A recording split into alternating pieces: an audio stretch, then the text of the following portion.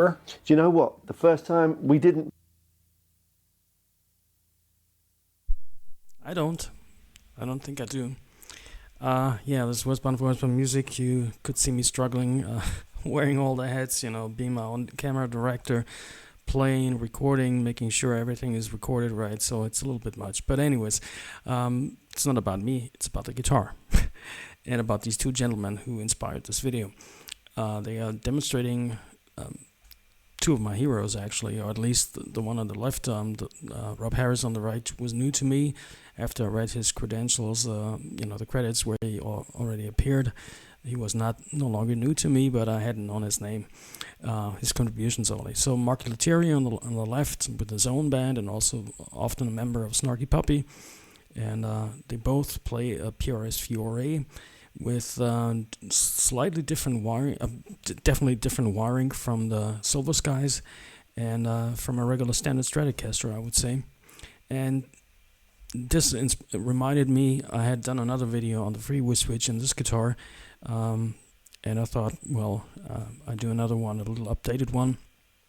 So I'm gonna quit my babbling in a minute and just let you know what this is about.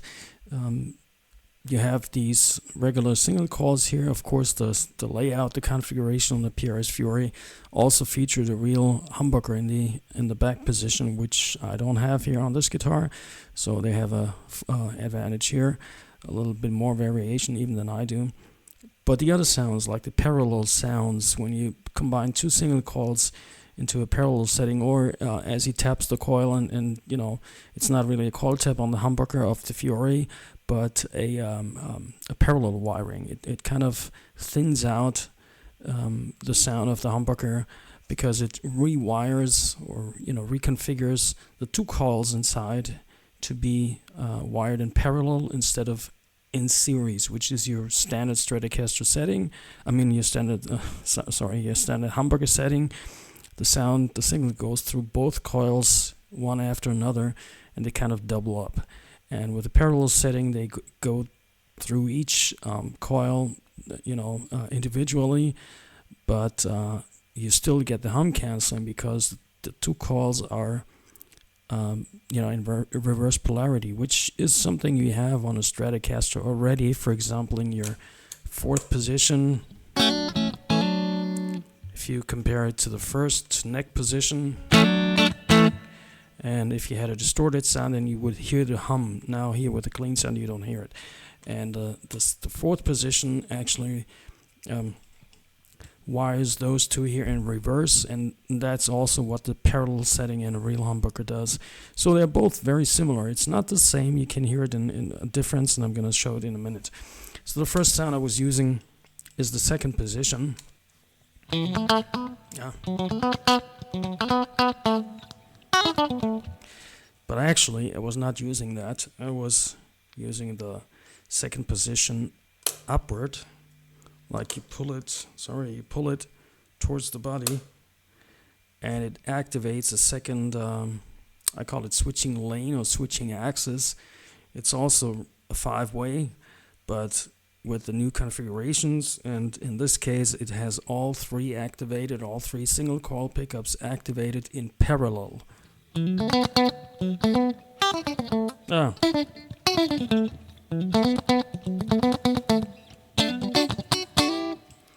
Compare it again to the regular. Quite different, isn't it? Of course, regularly you would get all the glassy and chiminess on a Stratocaster. This here is a little different from the sound. You can tell the difference, I suppose. And I thought of replacing the pickups, to be honest with you, but I never saw a real need for it. I mean, it sounds stretty enough to me, to my ears, right? So now pull it up again, and you have all three in parallel. Finer, I think, even more trebly, a little bit more bass, to my ears at least. And then the other sound I was using is the fourth position. Again, the regular position, would be this.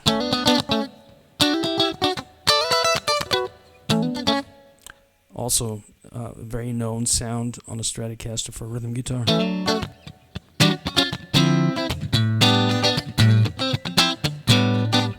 Very good for rhythm sounds or single note picking. And if I pull it up, I have the first two in parallel wiring, which I used for this lick.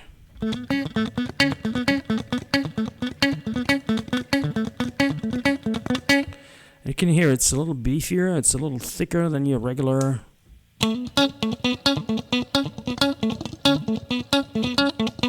Right? I think you can hear the difference. I hear it. And then last not least is the fifth position, with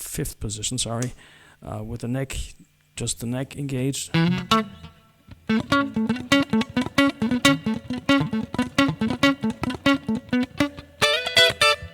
if I pull it up, I have the first two in series wiring. Again, like two coils of a regular humbucker in series.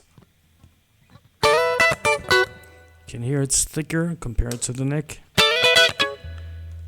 Both first two in series. And if I bring back the treble, it even gets you a little bit of a jazzy tone.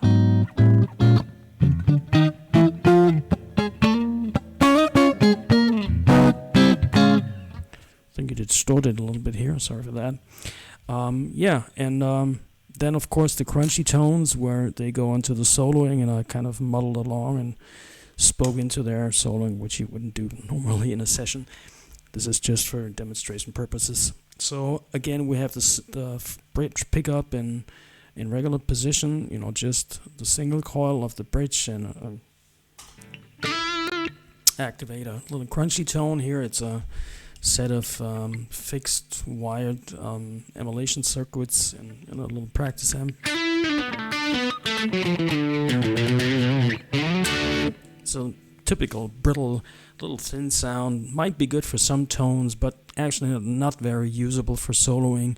You lack the sustain, you lack the mid-range, and that's what this position does. If I pull it up again, it activates the backmost two pickups into a series wiring.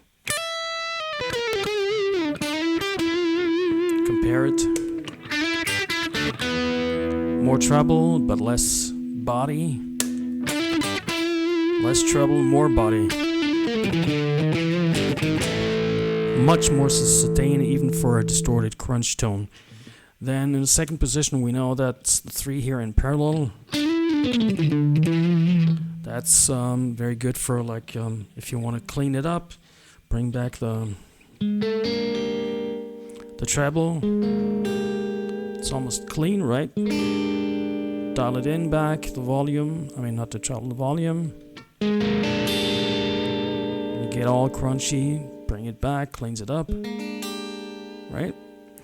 So, and then the fourth position, I'll dial up the volume again, is the first two in parallel wiring.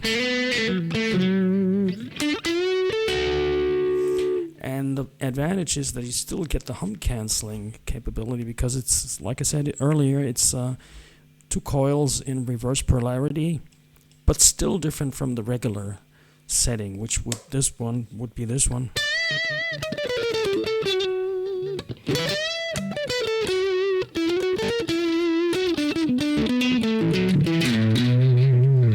Pull it up, it's in parallel.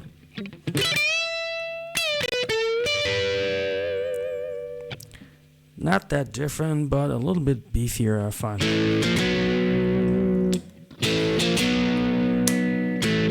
And then, of course, if I bring it all the way to the fifth position, which is the first two in series wiring, then you get even more beef.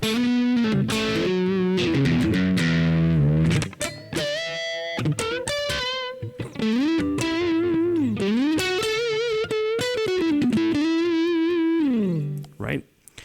Yeah. I think that's what I wanted to demonstrate here with this guitar. It's a regular budget guitar, Squier Deluxe, that I had purchased to replace actual American Standard Stratocaster in 2013, I think it was built, and I purchased it in 2014. It was priced at 450, I believe, euros in my country, which would be dollars in yours or pounds wherever you are. and I got a case on top of it, and then I started modding it, and there's now a brass nut here instead of the plastic nut. First there was a bone nut in there, which I had done by the luthier, of course, and also he gave me a proper setup for the guitar.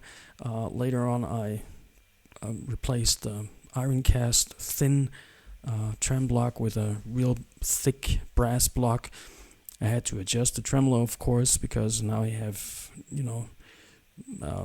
accommodate the space that it takes, so you have to know about setup of the guitar, and I learned that. I never saw the need to replace the tremolo. It does what it does, even when I,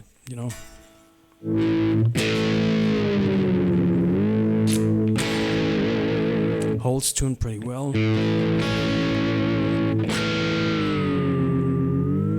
Of course, I don't do big dive bombs, and I set it up so that it just bends upward like half tone, whole tone, 3 semitones, and then even more as you go up, like right, like that. And just a little flutter.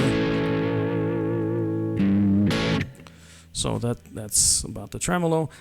And what else? Yeah, the pickguard, that's just for looks, and the freeway switch, of course, the wiring.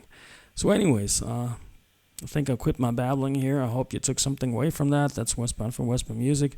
I'm going to link all the relevant information about the switch and, about these two gentlemen, of course, and my other video that I did about the switch. I'll link it in the description below. Hope I see you again. This is Westbound for Westbound Music, signing off and wishing you a nice day wherever you are. Bye-bye.